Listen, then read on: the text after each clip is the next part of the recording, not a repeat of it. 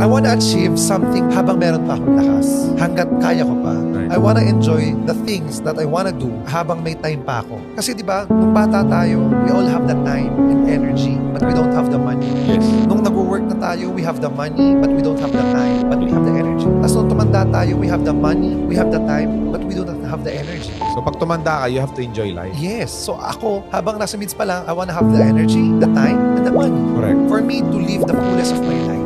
Galing. Plus, I wanna help other people na magawa din yun. Right. Ang daming young entrepreneurs ngayon, mas mayaman sa atin. Yes. Kung sila kaya nila yun, bakit hindi natin makaya? Yes. Gawin natin. Yun ang inaay ko.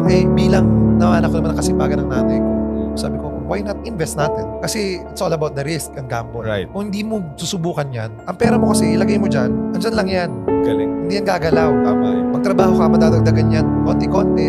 Pero hindi mo madadoble yan ng isang araw. Correct. Hindi mo yan madadoble ng isang taon. Yes. Madadoble mo yan saan? Pag negosyo ka, hindi lang madadoble yan. Kung tama ang pagnenegosyo mo, kung tama ang mga kasama mo, at naging patok ang negosyo mo, Yes. baka magulat ka na sobrang successful mo na hindi mo na napapansin yun. Right. Diba? Plus, kung gano'n ang mangyayari, mas marami kang matutulungan kasi you can give Yes. jobs, Opportunities. sa ibang tao.